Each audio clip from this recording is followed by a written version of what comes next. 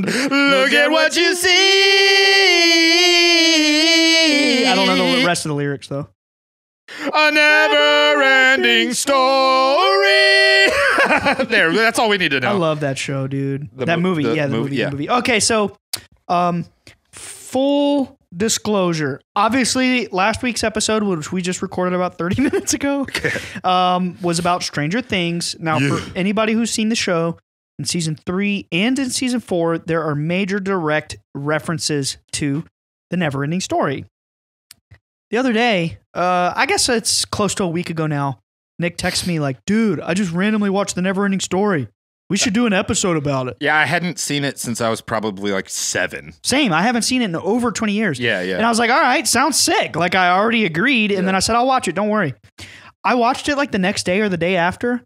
And I took more notes than I've ever taken for any of our episodes yet. It was wild. So like Raven came over. Shout out Raven. And me, him, and Casey just watched it, and like because we were like, oh, none of us has seen this movie in forever. Casey had actually never seen it, and we put it on, and almost immediately, me and Raven were both like, this is good. Like this. Yeah, it's actually like it holds up. It really held up because all I remembered about the movie was like Falcor and like how cheesy he looked and whatever. But like, oh my God, dude, I was taking mental notes the whole time. Like, that's esoteric. That's occult. That's like it is spiritual. We have a lot to unpack in this episode, so let's do this. Let's tackle it from this angle. All right. Because it is a very old movie. It's from the 1980s. A lot of people our age, probably like we did, watched it 20 plus years ago when we were little kids. Similar to you, the only thing I remembered was Falcor and the big rock guy. I didn't remember any of the other shit. It was all new to me, even though I've seen it multiple times back then. So let's do this. Let's give a very basic overview of the premise and the plot. Okay. And then let's dive into the occult shit. Please. You want to do that? That sounds fantastic. Do you want to take off the plot or do you want Sure. Yeah, absolutely. Yeah. Okay. So it's your typical plot of like a young boy who is kind of misunderstood, and he's big dreamer. Big imagination, but he's kind of like he's depressed. I mean, low key, he's depressed. His mom died. His mom died like just before the story starts, or some period close to when the story starts. And he doesn't really seem to connect with his dad because they don't really have the same kind of interests or whatever. He's very much like a bookworm. He's bullied at school. He's a quiet little sweet kid. People, bullies like chase him down the alleyway and beat him up because he's like a nerd or whatever. It's very like stereotypical like nerd 80s, and bully kind of shit. And essentially, when he is running away from these bullies, he stumbles into a bookshop, like this bookstore. And, he's a huge nerd. He's read over 100 books, and he's like 11 or 12. Like he's like a voracious. He's read all the classics. Yeah, a voracious reader. And he just happens through fate to hide in this bookstore. And he meets the owner of the bookstore. He's an old grumpy codger who hates kids. Yeah, that's a perfect description. Yeah. But I don't like kids. He literally says it. Yeah. I don't like kids. Are you a kid? Get out of my store. Whatever. But when he finds out that Bastion. When he finds out that Bastion is like a voracious reader, his whole demeanor changes, and he's like, oh. It was a very stark change in his attitude. Yeah, the old man was like the little machines that go beep, beep, boop, boop are at the arcade store next door, kid. Yeah, exactly. He's like, get out of here. This ain't for you. Exactly, yeah. And his whole demeanor flips like 180 degrees instantly when he finds out this kid is like a voracious reader, which upon first watching, you're like, oh, okay, maybe they just have this thing they can connect on. Maybe they're just like, they're both into reading, so now they have something in common, whatever. And the old codger, I like that word. Yeah, I like your use of that word. It's the perfect description. He's an old grumpy codger. For sure. Yeah. He's like reading this big like Necronomicon looking book that's like all like dark looking and whatever. Yeah. And he's very ominously tells the kid like, you don't want to read this story. Because remember, they open a dialogue. He's like, have you read 20,000 Leagues Under the Sea? And he was like, yes, I have, the little boy. And he's like, did you ever feel like you were trapped underwater and blah, blah, blah? Like Captain Nemo. Yeah, like Captain Nemo, and you can't get out. And the little boy was like, yeah, but it's not real. And the old man's like, this one. You don't want to read this one. This one's real. Yeah, you can't escape from this one. You can't escape from this one. Yeah. And the kid's like, whatever, old man. I can freaking read the book. And so one man gets a phone call. Yeah. He walks out of the room. A phone call, little boy snatches the book. He swipes that book and leaves him a note like, I'll bring it back. But then the old man looks like happy. He's it's like he wanted that to happen. Exactly. He grins. He almost in a very like Green Man kind of way, he wanted to pique Bastion's interest and he wanted him to steal the book. I kind of got that vibe too. He did. Yeah. He did. It's like he was I even paused it. I was like, Jenny, look, he's happy. Like this was destiny. It was fate. Exactly. Yeah. That was confirmed by him like smiling. What's up, Alex? I'm going to be real with y'all. Okay. If someone says, hey, read this book, there's a 100% chance I'm not reading it. Dude, I'm the polar opposite. Like I love reading. This is like I've always read, but I read a lot. You're like that with everything. You're just rebellious. No, that's exactly right. Ooh, Alex. That's true. Songs, movies, You're shows. rebellious. Yeah. Alex doesn't like to be recommended things. I'm not going to do I'm going to do it because I want to do it. That's why he's seen no movies, no shows. But hey, he's getting better. He's getting better. He's like almost done with Game of Thrones, y'all, and that's a feat. Insane. We gotta give it. Yeah, I just have a very. I say I'm very particular with what I listen to and what I watch. I just don't tend to go out on a limb and watch something that would be like out of what I would consider good. See, I just like consuming content. I like a wide variety of content, and I just genuinely like consuming content. So that's why I like watching shows. Well, it doesn't have to be the best show ever for me. And a little sidebar, I used to be like very judgmental and elitist about all the... Yeah, when we were younger. Yeah, the stuff I like is way cooler than the stuff you like, which is like... Dude, we were kids. Nobody wants to hang out with that guy. That's I know you're not calling me that way. Right? No, I'm not. Of course not. No. Of course not. You're not like that. You're not. No. It's more of a time thing, really. Yeah. That's all it is. I mean, dude, you're a freaking surfer. And for the record, I don't think you would like NeverEnding Story. That's not what it's not your vibe. It's very, very. So now I gotta watch it. No. Oh my. Yeah. Now that we told him not to, he's gonna watch it. God. Yeah.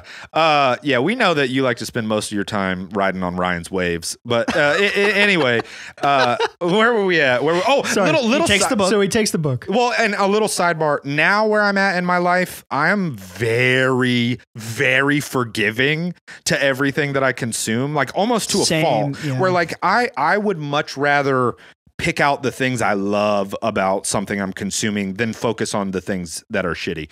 Because like if I really wanted to pick it apart, there are so many things about NeverEnding Story that I could have been like, this is lame or whatever. Yeah, like the puppets look like shit. Sure. But who cares? But who cares? I want to pull the stuff that I love from it because that's ultimately I can leave consuming content with two different experiences. I could either take things away that I love from it, or I can ruminate about how much I didn't like it. And I would rather like it. NeverEnding Story is so good because it is a classic, timeless example of extreme high fantasy, but also like in a very innocent and childlike way. 100%. And it is true. It's like Lord of the Rings for young children, kind of. Facts. It's very high fantasy. It is true high fantasy. Yeah, like true. it's higher. I'm not gonna say that. Let's just say it's the highest fantasy. They also quote Lord of the Rings. Remember, he says, "I've read Lord of the Rings," so cool homage there for sure. Yeah. So he steals the book. He starts reading the book. It's this story about how the nothing is consuming Fantasia. It's Fantasia, right? It's Fantasia. This like fantastical fantasy world. It's like a dark cloud that's sweeping over the world. It's just a void. I think it represents depression. I think the dark cloud represents. Well, they say what it represents. Yeah. We'll get into that in the occult part. But anyway, there's this dark cloud that's consuming everything, and the highest council in all of the land comes together and talks about this prophecy that the princess of the empire or whatever it's called, princess of the kingdom, empress. The empress, yeah, she's called the empress. Is dying and needs to be saved by this hero, this child of legend, this child hero who hunts amongst the plains people for the purple buffalo. Yes. And it's Atreyu, which is that band. I just burped, excuse me. Which is that band. Yeah, Atreyu. We used to listen to them back then. I was like 12 listening to them. Long time ago. Yeah. So anyway, most of the first half of the story, most of the story follows the adventures of Atreyu, and it's like the classic like Iliad and Odyssey kind of epic fantasy. Yeah, it's an epic fantasy. He literally has to travel to the opposite side of the world to get what was he trying to get? He was trying to find first it was the turtle, the wise turtle, Right. and then the turtle sent him to the Southern Oracle. Yes. And it was the Yes. classic Greek quest of Alien going on Odyssey. this epic heroic journey to seek knowledge from some type of divine prophet. Yeah. Like the Oracle or whatever. Do you want me to go all the way to the end? Yeah, but Okay, leave okay. the occult stuff out. We're Yes, gonna okay. just tell them All right. So he goes on this epic journey. His horse dies in quicksand. It's hilarious. It is, but it's also sad. He meets this old wise turtle, which is kind of like, the Gandalf-esque character, you could say. And he ends up making it through trial and tribulation. He meets this fantastical mystical creature that is like a dragon. A luck dragon. Oh yeah, it's a luck dragon. It's like a dragon with the face of a dog, and it has fur, and his name is Falcor, and he's a luck dragon. Yeah, he has shiny scales of light too. Yeah, and he tells Atreyu essentially like, hey, you ain't got nothing to worry about now. You got me on your side, man. I'm a luck dragon. I'm gonna make your wishes come true. Like we're gonna get this shit done together, and whatever. And then it becomes just even more of an epic fantasy. Yeah, they're flying through the clouds, and it's just so epic and beautiful. And they continue their journey, and there's this like manifestation of this dark evil called. It starts with a G. Gamork. Yeah, the Gamork. It's like a werewolf type creature, like a big wolf. It's like a big black wolf who serves the dark forest. Black dog. Also, Fenrir bringing Ragnarok. Yeah, we got to leave it out. Okay, I'm sorry. I'm just saying, that was bro. my fault. That was my fault. Yeah, it was your. Yeah. You can't tempt me like that. Yeah. So I got notes on notes, bro. long story short, they begin to approach the ivory tower where the Empress is held, and Atreyu is going up to save the Empress, and he learns that like. Oh, you forgot one part. Oh, what? When he passes through the swamp of sadness and he gazes into the mirror of truth to face his dark side. This is leaving out the occult stuff. This is just the story. So when Atreyu is in the swamp and he sees this mirror, he looks in it and he sees Bastion, which is the kid in the real world that is reading the book. And it freaks Bastion out because it's written into the book. And it always shows these scenes cutting back to Bastion, and he's like, what? Yeah, he's like, this can't be happening. Yeah. The acting is so over the top. It's great. And both characters are realizing that they're becoming aware of each other as real people. Yeah, they're low key, and we'll get deeper into that. Yeah, they're low key both having like an existential crisis throughout the story, which is epic. Yeah. And so that was an important part of the story. So by the end of the story, or towards the end, when Atreyu gets to the ivory tower, he and the Empress together discover that he is not the prophesied child.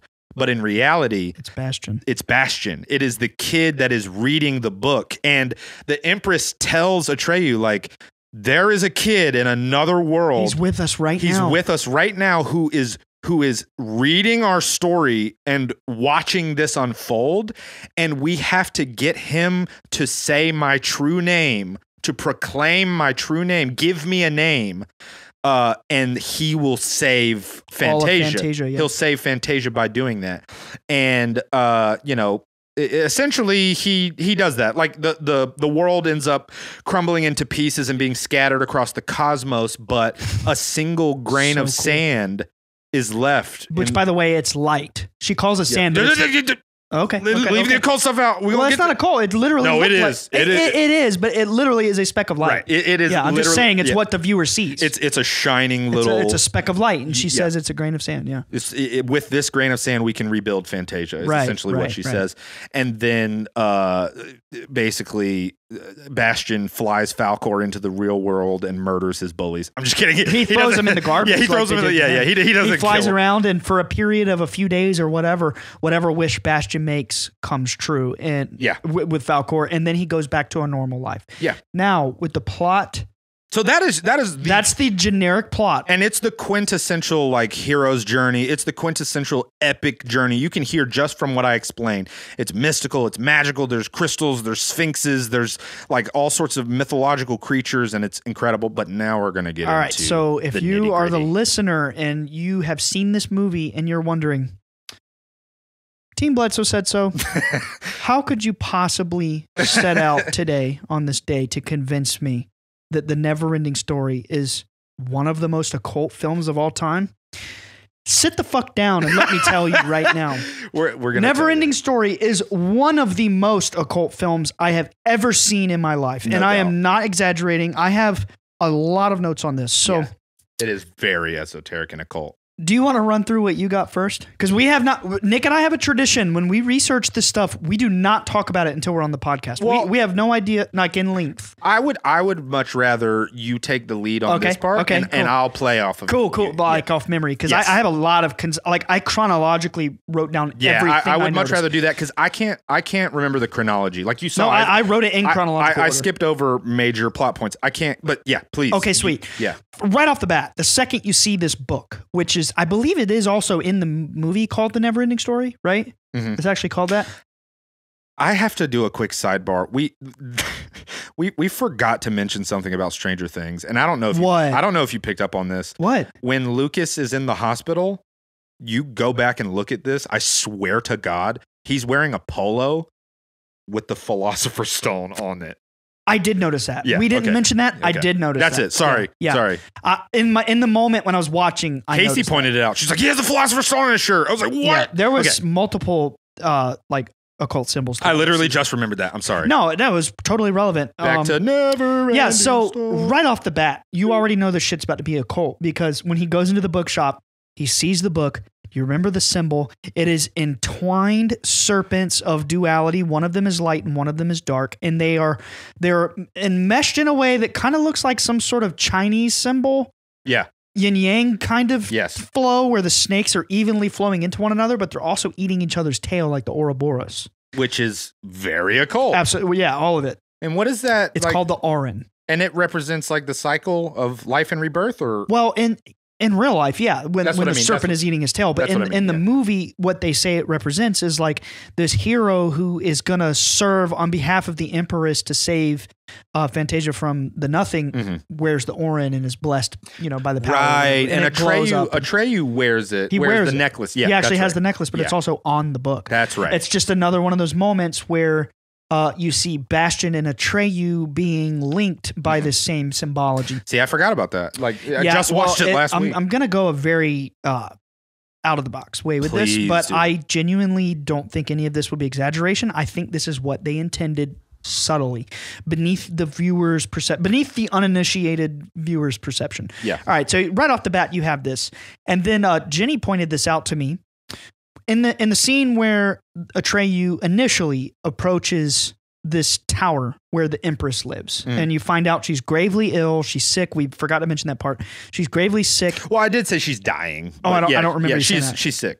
Anyway, she's dying, and you find out that's why this, I think it's called the Nothing, right? Yeah. Is consuming the whole entire world and causing it to like break apart. And right off the bat, when you see this shot of this big mystical looking white tower, it's arranged in a way that sort of looks like some sort of ritual circle. Some sort of ceremonial magical circle. And the way that the audience is arranged around this priestly figure who's wearing white, and the tip of the tower, believe it or not, we pulled up the picture and looked, it looks like the head of the owl at Bohemian Grove. What? Yeah. I didn't look it notice up. that. Look it up, Alex. Yeah, Well, you might not know what to look up on NeverEnding Story, up but the NeverEnding Story Ivory Tower. By the way, Ivory Tower is a very archetypal thing that has been depicted for thousands of years. The Ivory Tower. Interesting. You always hear the saying like "up in your ivory tower." Yeah, that's true. That's true. It's a fantasy trope. You Yeah. know? And then the next thing I noticed, obviously, was Atreyu. Not only is he going, and essentially you find out by the end of the movie that this Empress figure is not exactly fully human. She's this very mystical goddess-like figure. Yeah. They don't outright say she's a goddess, but the movie does reveal that she's essentially a goddess. And also, she is the one that like received the prophecy. Like she's psychic. She's like all knowing. She's like omnipotent. She has like divining powers and stuff. Yeah, like, she's essentially a goddess. I think what they were, I believe with her, and I'm going to get there later too as we get deeper into the chronology of the movie. Hell yeah. But I really do believe that they were portraying her as this divine goddess who we'll get there. Yeah. So, and then the next thing that to me was very significant is the prophecy tells of a man who hunts among the plains people, or a boy actually, who hunts among the plains people to hunt purple buffalo. And, you think about it, there's two things off the bat that ring a bell there. Number one, you have the ancient Lakota Native American prophecy of the white buffalo calf woman. Which is essentially, many years in the future, my dad saw the lady, the shining entity. Of course, she had blonde hair and blue eyes, but she appeared as a bull. Mm-hmm. And then in ancient Egypt, it was put in my dad's head by her that like you can always have associated the mother. Oh, even Hera in Greece. A totally. Bull Yes. or a cow. Yep. This cow symbol, Hinduism reveres the cow as the sacred symbol of Brahma and the divinity. They don't believe in killing cows and stuff like that. They don't eat beef. The cow / bull symbolism is extremely sacred when it comes to the goddess and the divine mother or feminine. And then, of course, you have the naturally dark perversion where they also tend to represent that as Baal and this like child sacrifice. But, to every bad symbol, there's a good side and vice versa. For sure. Anyway, second thing that caught my mind on that is when you study people who tend to do DMT and have experiences with entities, what's commonly reported, even by people we know, that when they see some sort of goddess figure, it tends to be magenta or purple. Yeah. And I've heard that so many times. I talk about that YouTube video where the guy sees the purple woman, right, and then his friend goes in and sees the same purple woman and she's talking about the other guy. It's crazy. Plus, I personally know people who have seen magenta / purple entities. For sure, yeah. On DMT. Totally. So that immediately was just this subconscious click in my head. Like you have two ways that they're showing the archetype of the goddess. And I could be reaching, but...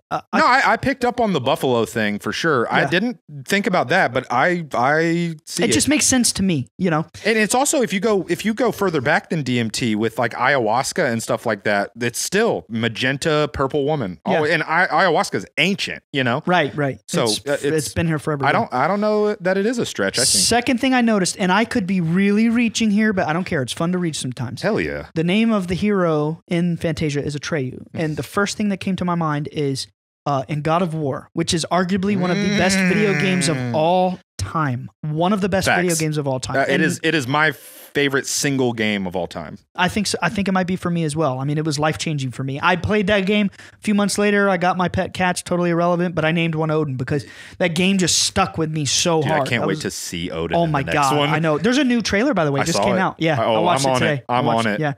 Anyway, so in God of War, the one that came out in the past couple of years, 2018, right. You find out that Kratos' son Atreyu is actually Atreus. Is it Atreus? It's Atreus. Shit. Well, that whole theory's out the water there. See, I was saying I might be reaching there. Well, what were you going to say? I still want to know. He's Loki.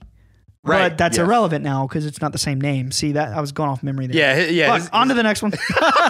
Yeah, it's Atreus. Okay. Now, here's one that is real because this was observed just by my eyes in the movie. When Atreyu is at the temple, the cinematography of this to me is important. When he's speaking to this priestly figure who represents this goddess or empress figure, you don't see her till the very end.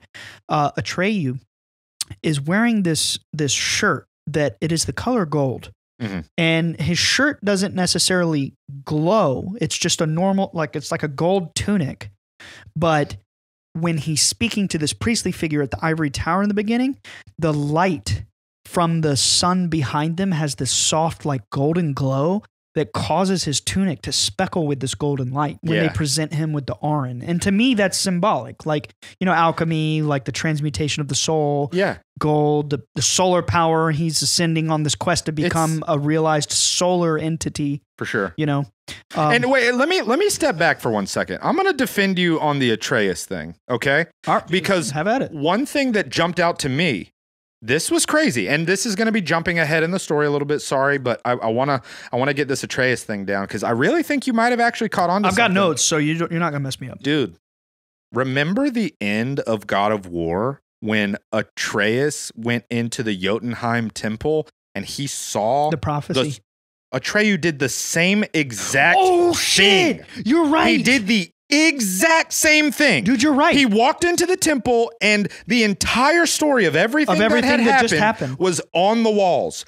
It was like identical. Like if you watch the shot of Atreyu looking at the walls and you watch the shot of Atreus, it is identical. He's running around and he's like, look, this is when we did this. And then he runs to another part and he's like, look, and that's us doing this. So essentially, for those who are not aware of what he's saying, in the game God of War, at the very end, when you beat the game, you go to the realm of giants, Jotunheim. Yeah. And when you get there through this dimensional portal through the cosmic world tree, Yggdrasil, you see these immaculate paintings on the wall that are like paintings of the main character Kratos and his son, who you find out through this moment is Loki.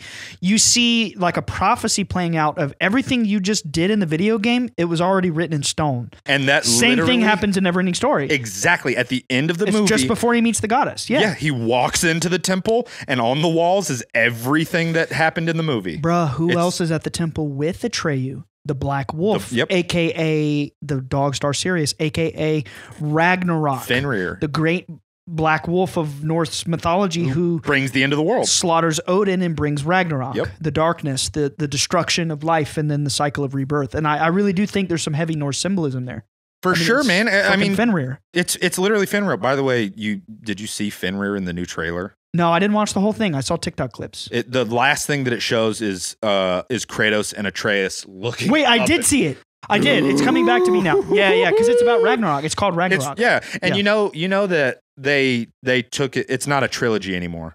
Really? That's probably for the best. The second one is going to be what the second and third were going to be. Good. So it's going to be like an 80-hour campaign. Wonderful. Yeah, I know. Seriously. Wonderful. Thank you. Yeah, give it all to me. I'd rather play one long, amazing game than two over many years. 1,000%. 1,000%. But yeah, man, when we were watching, I paused the movie and I said, Casey, Atreus literally does this exact thing in God of War.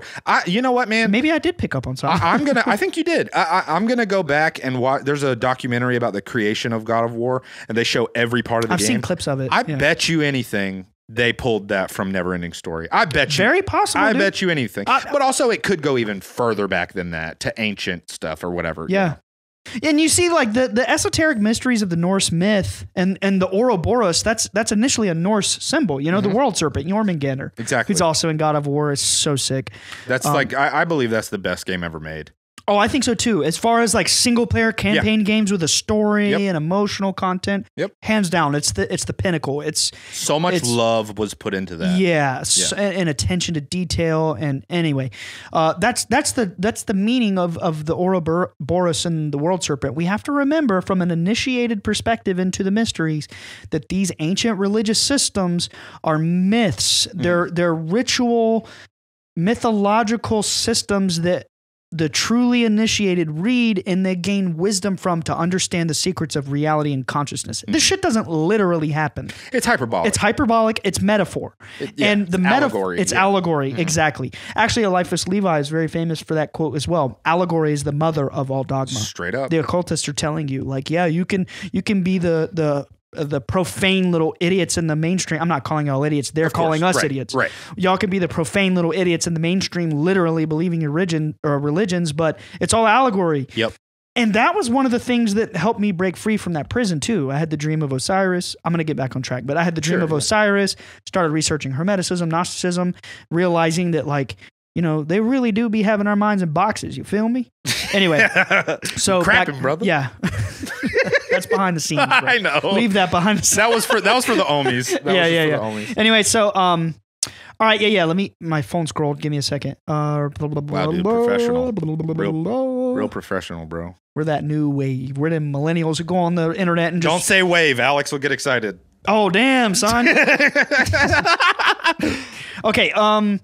Here's where we were. So I got the Atreyu part. All right. So he's at the ivory tower. He's wearing a golden tunic that literally glows in that scene, which you could view it as a heroic initiation. He is he's being bestowed with the Arin, which is the symbol of duality, which, by the way, his literal adversary is the darkness. Yeah. He's the hero of light with the golden robe. It's very Osiris and Horus symbolism of being this eternal avatar whose role is to fight the darkness. Yeah. That's the story of Osiris, Horus, and Set. It's the ancient story of light versus dark. It's the duality. It's just literally this reality is this paradox of this eternal dance between light and dark, death and destruction. I mean, death and rebirth, creation and destruction. You could say it is the never-ending story.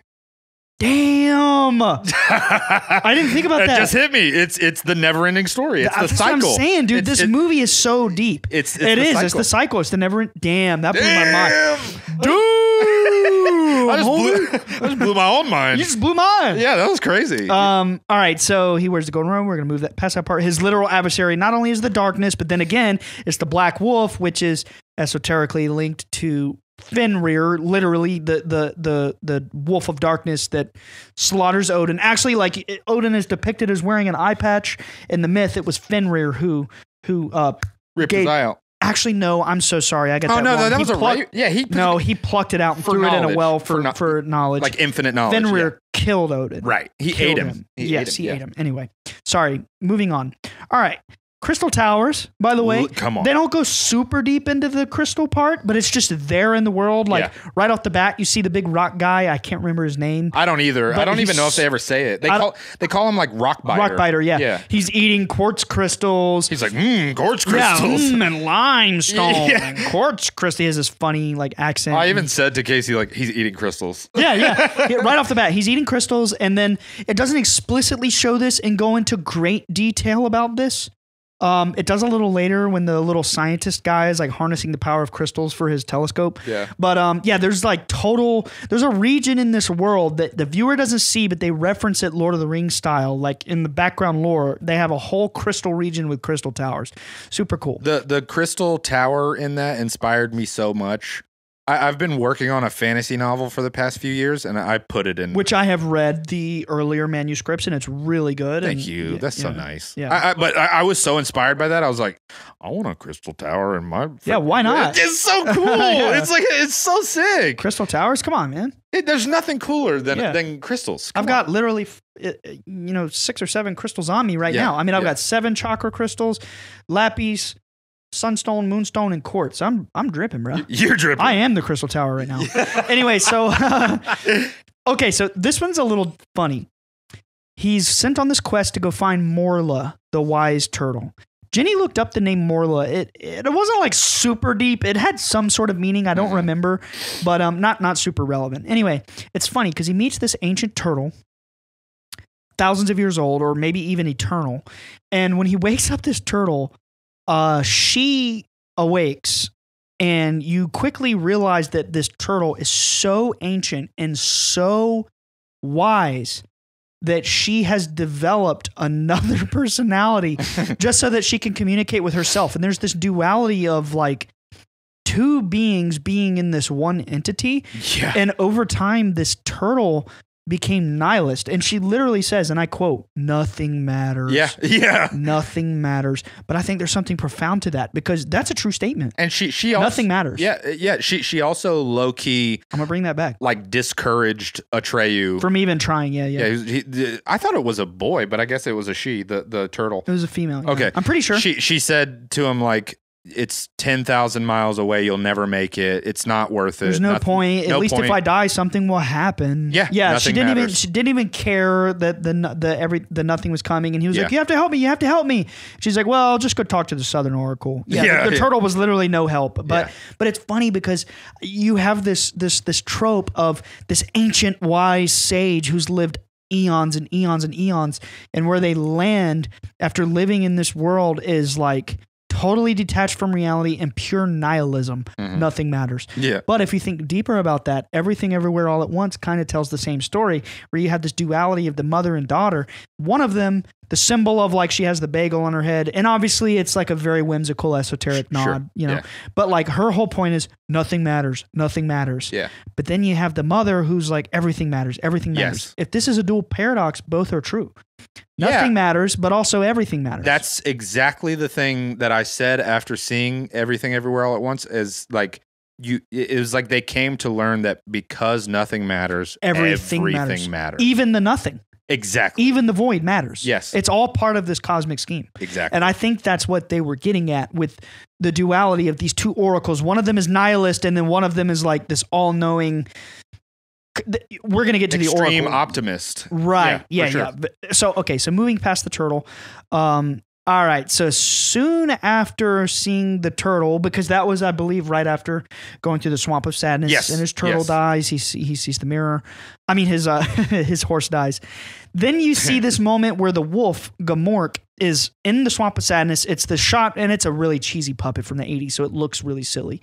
But you use your imagination. It's epic. Yeah, dude. When I watch stuff like that, I put my head. It's imagination. Yeah. I put my head into the 1980s, and I just like. I thought it was awesome. I'm also a sucker for the B-list looking. Me too. It's like there's charm to it. There's charm. Yeah, it's endearing. It's very like, wow, they really spent hours and hours and hours creating these puppets and learning how to mechanically work them. That's the thing. I watched. Cool. Me and Casey watched Empire of Dreams again for the other day. Nice. We were literally just drooling. It's just jaw dropping. I haven't seen that in probably 5 years, and I just watched it again, and I was just drooling. Like the links that they had to go to before technology to pull this stuff off I just have so much respect for that. Anyway, yeah, they had toy spaceships fighting in front of cardboard, and it was Star Wars, best movie of all time. Come on, it's another Star Wars reference. We can't go an episode without it lately. I mean, Obi-Wan did just come out. You can't blame us. It's also the greatest story ever told. For sure. Come on. All right, so here we go. So the wolf is about to get him. It's about to grab Atreyu and kill him. He just lost his horse. He just left the turtle. He's like really like kind of giving up. He's tired. He's exhausted. He's traveled miles, weeks. He's been on this journey. Falkor. It shows the shot of the light, the sky, and it's this dark cloudscape, and I say that meaning like the shot shows the entire sky, and it's covered on the left side. It's complete dark black cloud. It's the nothing. By the way, another little sidebar with the limited technology they had, and not just putting my headspace in the 1980s. The sky shots in NeverEnding Story are some of the best I've ever seen because they're like hand drawn, right? I don't think some so. of the backgrounds were hand drawn. Oh, okay, but I mean, but I'm talking about the shots that you see where the clouds are rolling and moving. Dude. I think that must have been some kind of smoke machine or something. I don't know how they did it, but like breathtaking. Yeah, seriously. That's the thing about that movie is like the landscapes are beautiful, and like the tower. The first time you see the ivory tower, I was transported. I was literally. But the scene when they're flying through the fucking cosmos. Oh my God, we're gonna get there. Yeah. So yeah, the wolf is about to get him. You have two shots here where Atreyu is like looking up. He's kind of like giving up. He sees the clouds or whatever, and then it shows the wolf, and it's like because it's a cheesy puppet. It's close up on his face, and it's this like action shot of the wolf running. He's gonna get him right before. I called him Fenrir, but you know what I mean. Right. Gamork. Yeah, Gamork. Right before the wolf is about to grab the boy. In that sky, in that cloudscape, you see the dark clouds on the left, which is the nothing literally consuming reality. And then you have these red light clouds on the right where like the sun and the light is shining through. And it's so brilliant because Falkor flies from the light and you just see this white cosmic entity. Literally, he's a cosmic dragon. For sure. He flies down, he swoops in, he picks up Atreyu, and then he flies them to the top of a mountain 10,000 miles away. Yeah. Literally 10,000 miles away. 5 miles from his lands on a destination. mountain where like they're just waking up, gazing at the stars, and you see Falkor. And yes, I understand. My fellow listeners of Bledsoe said so, that if you go back and you look at Falkor, he is a shitty looking puppet, but that's not the point here. The point is the message. The point is the intention. Yeah. And you look at him and he has these speckling scales of light. He is literally a cosmic entity. He's this dragon from another realm that just brings this positive force. He calls it luck. He's Gandalf the White. Yeah, I mean, thematically, same thing. Yeah. But he's an angel. Yeah, straight up. He flies down, he saves the child, and then he tells him, I'm a luck dragon. With me, you can't fail. Nothing bad will happen to you. Don't worry. You are safe with me. He's this force, this cosmic force that brings positive energy around the boy. And then for the rest of the trip, even though he thinks he's failing, he's not. It's all playing out according to destiny. And he's essentially being initiated into godhood. So cool. Moving forward, they need to remake this movie or do it as like a graphic novel or something. It's so good. All right, here we go. We're going to get into the more seriously mystical stuff. Yes. So the Goblin do you remember the Goblin guys after Falcor picks him up and he's like, go down there. I have 2 friends that want to help literally you. alchemists. Yes. Like, so he goes down to see these 2 goblins who they're friendly. They're not ugly, scary goblins. They're ugly and scary, but they're also friendly. Well, yeah, but they're kind of cute. They are. They're kind of cutesy. Yeah. Like, don't think like a Harry Potter goblin. Think more like a, I don't know how to describe it, like a cutesy little goblin. Yeah. And they're tiny. They're really tiny. And he goes into their little hut or whatever after Falcor says, go talk to my friends. They have something for you. He goes in there, and the first thing you see of these 2 goblins, they seem to be husband and wife. They're male like and bickering. Yeah, they're like bickering, like female and male counterpart. Maybe they're married. It doesn't explicitly say that. But it's crazy because I really believe that they are indicating the duality of spirit and matter here. Because on the one hand, the male goblin is obsessed with science. Yeah. He's obsessed. Yep. He's obsessed with harnessing the power of crystals and understanding the spiritual technology of the Oracle. And he's drawing these diagrams of the Sphinxes and making these mathematical calculations of the geometry of the 2 Sphinx statues. And we're going to get into the Sphinxes later, obviously. For you sure. find out the Oracle is the Sphinxes. Yeah. And on the other hand, the female goblin is more into potions and magic, seemingly like some sort of fantasy witchcraft. And it's crazy because you have this duality between the characters that perfectly, not only is there always duality in this movie, there's always this light and this dark, the spirit and this matter, fantasy and the real world. Both realities are true and happening simultaneously. But you have the 2 goblins are like alchemy. Yes. One of them is a scientist. One of them is a both are or a magician. Yeah. Both of them are true. They work together and they help the boy be empowered for his quest. It's so sick. It's fucking alchemy. Yeah, I really all I picked up on when I saw that was like, oh, they're doing alchemy. They're like alchemists and whatever, and he's like studying crystals or whatever. But like, the more that you're explaining this theme of duality, it really is in every scene. Every bit of the movie. Every bit of it is clear duality. That is really cool. Yeah, even the symbol is duality. It's the serpents, and they're different. But I didn't think of like the marriage of the mystical, the magic and the science. Physical in those two goblin creatures. Like, yeah, and like if they are married, that's even cooler. Right? Like if they, it's because the union of the 2. That's. But sick. here's the thing. Here's the truth that most people don't understand. I've been taught this by real, like, initiates that have their own schools in esoteric societies. I've told you about this stuff, but like, that's one of the things that was explained to me very explicitly. The truth about reality is the esoteric science, the occult science, whatever you want to call it.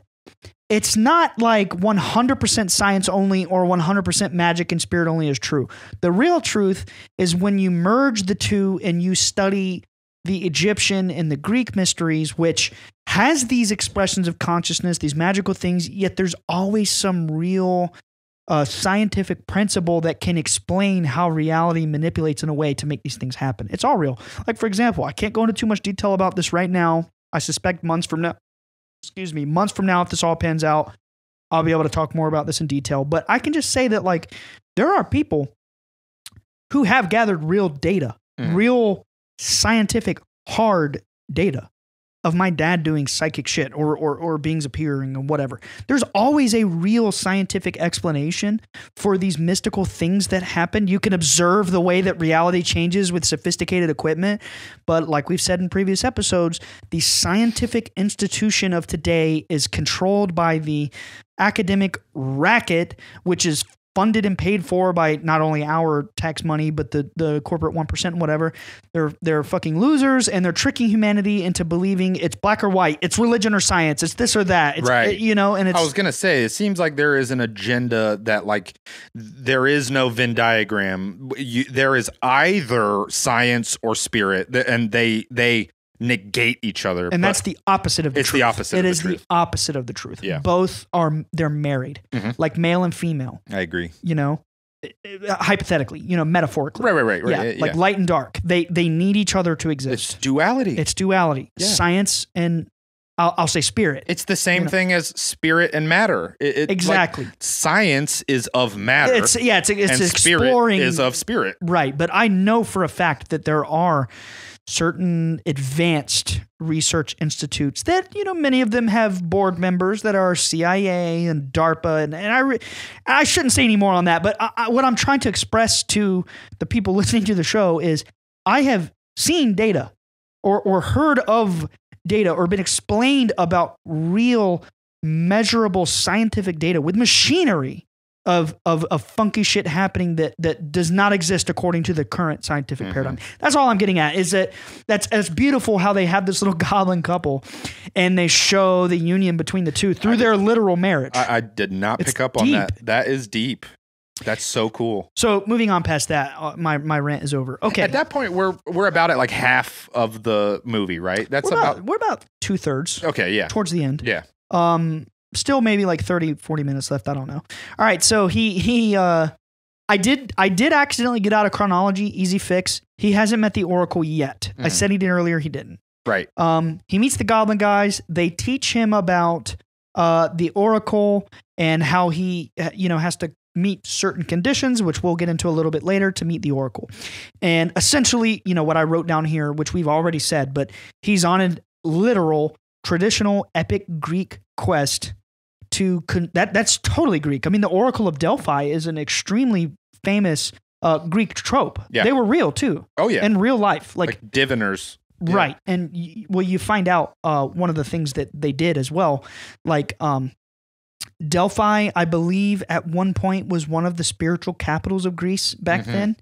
And people from all over the West, or particularly Greece, would make pilgrimages to this place to not only consult the oracles, but also consult the initiates of the mysteries of Elysius, and what they would do. We've talked about this on the Orphism episode, which, rest in peace, it's our least viewed episode. I don't know why. It's got to be. It's got to be the title. It's the title. I loved that episode. Yeah, whatever. It was awesome. Everybody saw Orphism and was just like, what the hell is this? I'll catch such a good episode. Anyway, I'm just teasing you guys. Yeah. We talked about this in pretty good length in that episode, but the Eleusinian mysteries, right? But what they would do to initiate people into the mysteries of consciousness back then is, particularly in the Greek culture, they would consume this magic potion called kykeon. Do you remember? And it had psychedelics in it. Right. Yeah. And it would alter people's consciousness, and then they would come back, transformed, or they would be believing they were initiated. It's for sure. You get what I'm saying? Yeah. Anyway, all right, so he my whole point was that it's crazy that this movie is using that trope that was a real thing in the ancient mystical past, the oracles of Delphi. Yeah. And you see it in the epics of Iliad and the Odyssey and things like that. It seems clear that they directly drew the entirety. It's based on a book called The NeverEnding Story. I didn't know that. Yeah, it's clear to me that the author pulled all of this straight from myth and absolutely, and occult practice, all of it. There is no question about that in my mind. Yeah, you're totally filling in the gaps that I didn't pick up on, and I'm coming to realize the whole thing, beginning to end, is dripping. It's gonna get deeper. So let's go. We're gonna go over on this one. So let's go. Yeah, I'm going over every one of these notes. I'm sorry, bro. No, let's go. Yeah. I'll speed it up a little bit and not focus so much on each individual point. Dude, I've had a lot of caffeine today. I've had a lot. The energy is high. The more caffeine I have, the more I'm and I hear so many words, because I have racing thoughts, like ADHD, and the more caffeine, the more it's I'm hearing thoughts all at once, and throw a little dyslexia on there, boom, slur of words. Anyway, so where are we at here? Greek. Okay. Now we're gonna move a little quicker. He had to pass the gate of 2 Sphinxes to meet the Oracle. And they are literally Sphinxes. Oh, and they call them Sphinxes. They're Sphinxes. I don't remember if they say the word. They may. They do. They say it multiple times. I just don't remember. I believe you. I just don't remember. But I was so blown away by the fact that I was seeing Sphinxes. Anyway, so he has to pass by these 2 Sphinxes, and they're facing each other. By the way, they had huge honkers. And I'm shocked that in this children's show, they had nippies on them. They had nippies, bro. I cannot believe they showed that. They put the big honkers and the nippies? I wish. I don't even remember that as a child. Yeah, no. I don't even remember that. I don't know how I wasn't tantalized by that as a child. I know. I get now why it was every kid's favorite. I'm just kidding. Yeah, the big honkers. But anyway, so he has to pass through these 2 Sphinxes. And here's a part that I really resonate with that I kind of in my head have thought was a very important theme, but you don't really hear so many people talking about.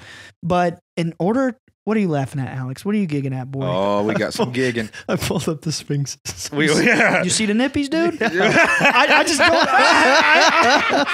just don't know why they included. This is a children's movie. Hey, bro, you see them nippies? Loud and clear.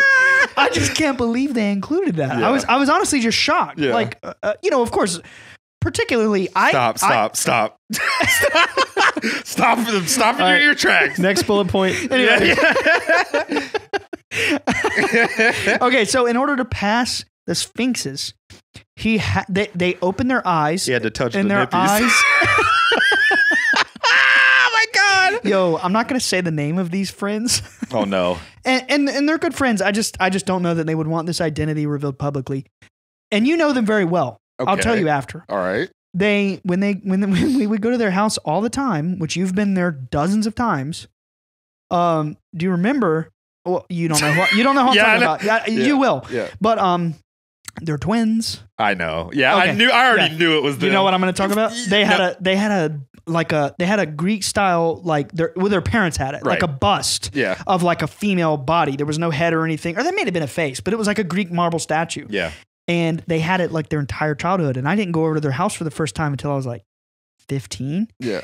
And they used to think it was so funny. They would show me the statue out in and they had a huge house too. Yeah. They would show me the statue like in the corner of their kitchen. And one of the funniest things was the part on the statue where the nippies were was faded. Yeah. Because when they were little boys, they always rubbed it.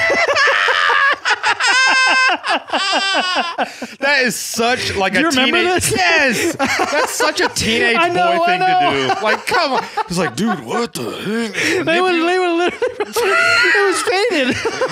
I saw this. I rubbed the fade. I rubbed the fade. You rubbed the fade, bro. Oh my God. Oh no. He rubbing the fade, y'all. Anyway, so the Sphinxes are like that. They are How are we supposed to move on from that? and here's the best part. So, in order to pass through the gate to get to the Oracle, these two Sphinxes that are facing each other, and they open their eyes when someone approaches the gate, and they're Alex, you can laugh out loud. You don't have to sneak. Alex is trying not to take you off track. Not to laugh. I'm trying not to take you off track. It's okay. We really don't have much longer. I'm gonna move through. So these Sphinxes, they open their eyes. Their eyes are glowing white light, and they look at you and they observe your soul. And the only way that you can make it out of there alive is if they see that you have determined that you are worthy to meet the Oracle. Yeah. What does that sound like? Thor. Straight up. I am worthy. Yep. You know, it's this occult symbol. And if you're not, they'll laser you to death. They'll literally laser you into a pile of ash and bone. Yeah.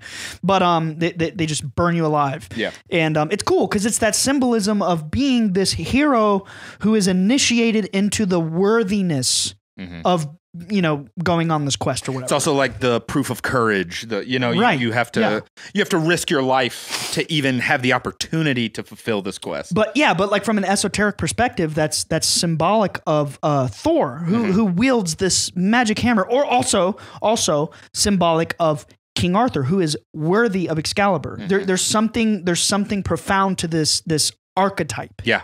It's an archetype. Love that. Yeah. Anyway, so moving on past that, they see into his. I wrote down this is actually you're right. They do say Sphinxes because I quoted this line directly from the movie. The Sphinxes see into your heart. They view your heart or your heart chakra. The heart doesn't lie, and it determines if you're pure and if you're worthy of the quest. And naturally, he is. He's the hero. Yeah. And then he moves past. When he passes that Sphinx, he faces his shadow side in the mirror, which is not on. Cool. Yeah, and it's symbolic of typical like native shadow work, where it's exactly what we talked about with 11 in the previous episode, where through going through her traumas, they call that shadow work from a magical perspective. You are facing the shadow sides of your soul. Or bro, think Turning Red. Turning Red. Such a good movie. She's faced with this trauma of pressure from her parents, but when she faces that trauma, the shadow side, and she makes peace with it and merges it into her being, and like makes she accepts it. She accepts it for what it is, releases judgment of herself and others, and makes peace with it, aka shadow work. Yeah. That's what he does when he stares into the mirror, but also he has an ego death because he's viewing a higher cosmic reality. When he looks in the mirror, which you could see as a portal between dimensions and esoteric symbology, magic mirror, who is the fairest of them all or whatever. Anyway, in ancient times, people would stare into their eyes and scry in mirrors and try to see through their soul. There's some real ceremonial magic type shit in that. He stares into the mirror. It is a magical mirror that shows him his shadow side. And they even warned the boy, like, looking into this mirror, most people run away and cry like cowards, and it'll prove a hero that even he's a coward. And when the boy looks into the mirror, he sees, like we said earlier, he sees Bastion. He has an ego death, like he's blasting DMT or high level of mushrooms or whatever. He completely dissolves from who he is and who he identifies and realize there's a greater cosmos out there that's beyond his understanding. It's like DMT, think out of the box.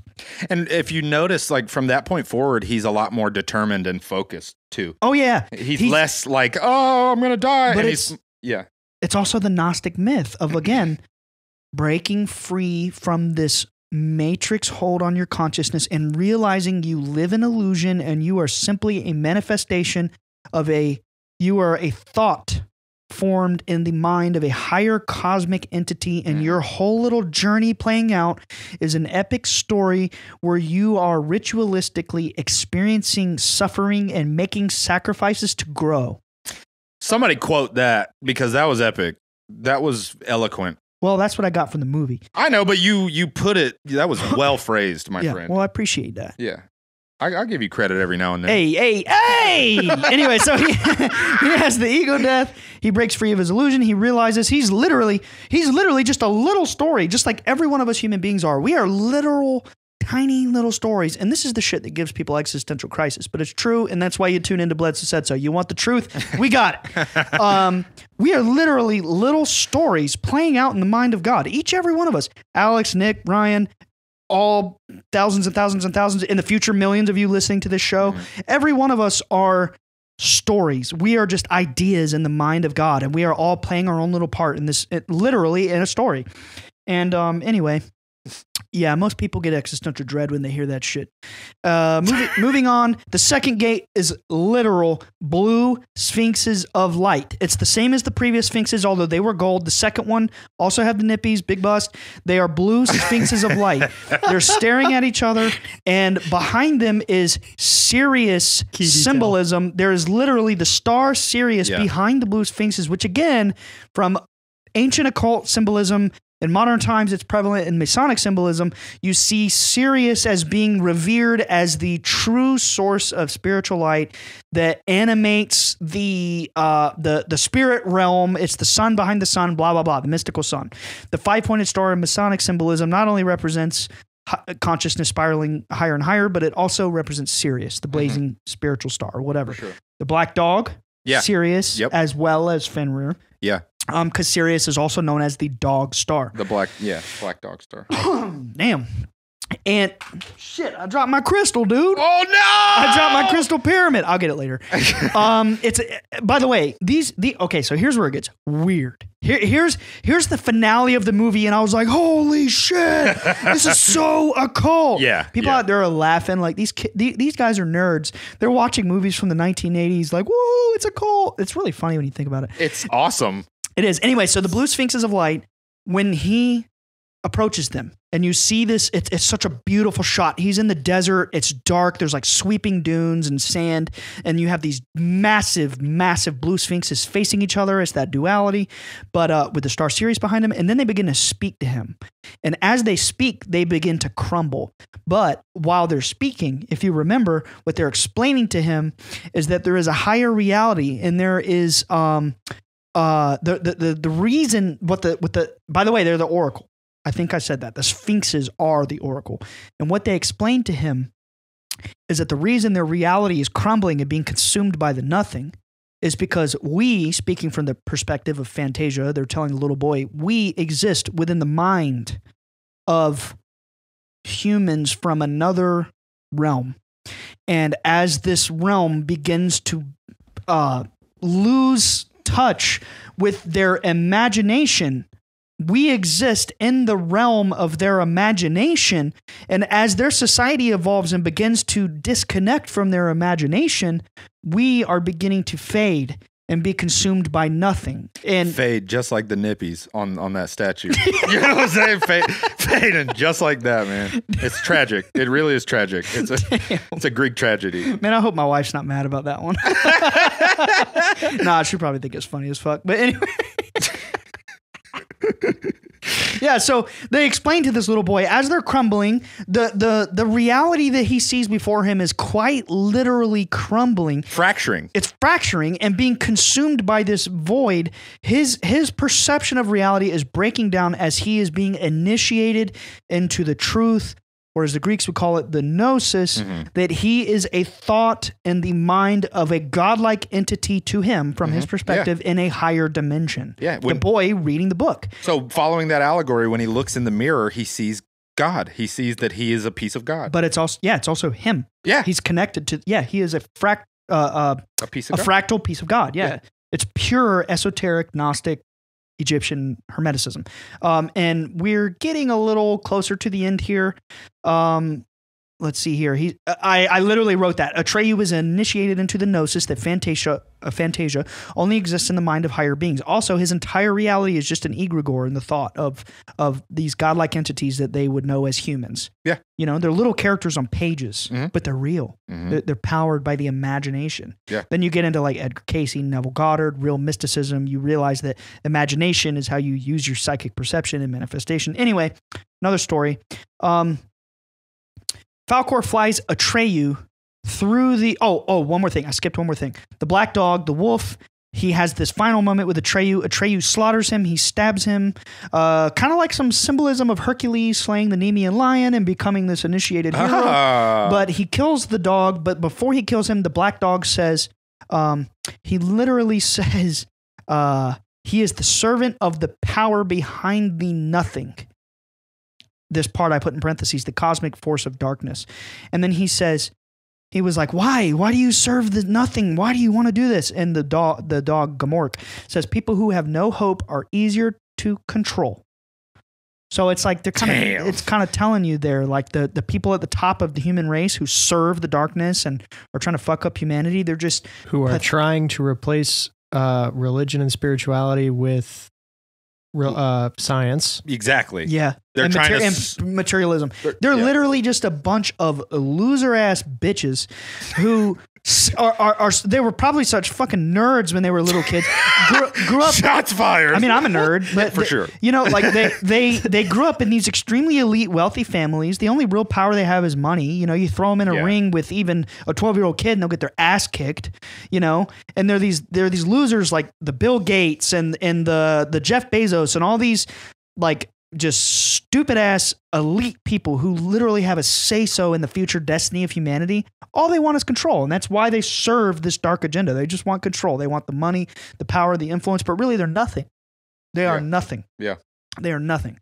I'll fight all of them for charity. I'm just kidding. For charity? Sam Tripoli says that. I'm just kidding. I was just referencing him. Anyway, so moving on. We're almost at the end here, I promise. Falkor. So at this point, Atreyu believes he's failed. He lost the Aran. Which was that medallion that was given to him by the priest of the goddess, essentially. She's called the Empress in the movie, but for this purpose, I'm calling her a goddess. He loses the Aran by getting thrown through this like kind of void thing. He wakes up. Reality is literally crumbling. He slays the wolf. Like what Nick said earlier, he sees all the symbology of his entire quest playing out.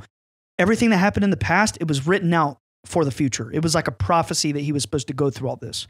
Super cool. Same thing happens, like we said, in God of War with the Loki character.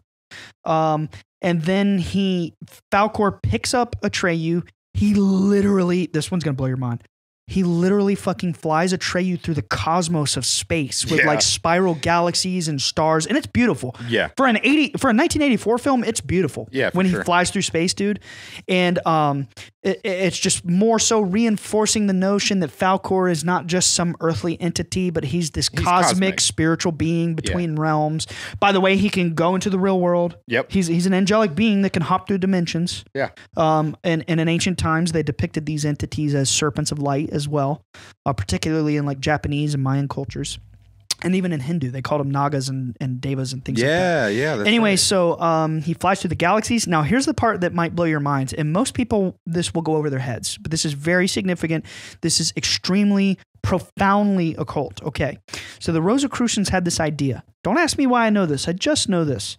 But the Rosicrucians have this idea where they have a concept of having, for the last thousands of years, having created a Rosicrucian exclusive egregore to the powers of their consciousness through this fraternal order for literally thousands of years. They've created an egregore known as the Celestial Sanctum. And it is described as being a temple in the cosmic realm between the physical and the psychic realms. It's somewhere out there towards like pure spirit. If you know anything about egregores, that's what they are. And they describe this as being a cosmic temple where through meditation and astral projection, you can enter this temple and receive gnosis from God or higher consciousness. Now, what happened? Falkor flies. Oh, by the way, it's depicted, drawn by the imperator of Rosicrucianism. It's drawn as like a Gothic cathedral. It's artistically depicted. I showed you that. Yeah. Anyway, it's depicted as a Gothic cathedral. And Falkor flies in through space. And in the background, you could call it the horizon, they see this celestial sanctum. They show up at this cosmic temple where the goddess sits. It's the Ivory Tower. It's the Ivory Tower, but it's also the Rosicrucian celestial sanctum. That's badass. Right? That would go over most everybody's head. Now, all they got to do is just go Google the celestial sanctum. Yeah. And if that's any sort of public document, then they'll see it. Anyway, so moving on past that, he goes there when they show up at the celestial sanctum. They don't call it out in the movie, but I'm making a reach here. It has 3 circles. Each of those circles, and I'm talking about like on the ground, right? Yeah, where the temple, there's a tower, and then like kind of like the palace grounds. There's 3 circles, and then there's spirals inside every one of those circles. Again, it's that 5-pointed star symbolism, infinity, consciousness. Consciousness spiraling up forever. Moving on, he walks through the temple. It's the temple of the goddess. He meets her. She's actually a young girl his age. She's in all white with like gold jewelry. She's all knowing. She's omnipotent. Yeah. Or omniscient. Yeah. She knows everything. Now, this is the part that may have went over everyone's head. When he walks into the temple, behind him, it shows a shape that looks like the loose shape of an almond. I noticed that. Yeah. That's the Vesica piscis. Yep. Now, if you go and you Google pictures of ancient sages, even Jesus, many times like Buddha, just different sages from various cultures, or especially Catholic iconography, they have this almond shape behind them, which is symbolic of having been manifested through the cosmic portal of life, through the cosmic womb. Because remember, we've talked about this. The Vesica piscis is symbolic of the cosmic womb. Everybody manifests through a womb. It's the cosmic portal through which life manifests. Obviously, on a physical level, that would be through female, birth. Anyway, so he walks through that symbol, and then as he's walking, I shit you not, man, go look, watch the scenes, Alex. As he's walking through the temple of the goddess, there are literally the decorations on the walls and everything. This is going to sound weird. I'm being dead serious. It's all vaginal. Yeah. It's all that same shape. It's all the same shape. Yeah. And there's like waves and like really, really feminine, esoteric symbolism. It's overt. The thing that people need to understand is it's not for the sake of perversion. No. It's for the sake. It's not like they're just drawing nude images. Every person that's ever existed emerged through something shaped like that. And the point is not, like kids wouldn't pick up on that. It's very subtle. It is a nod to the generative forces of nature.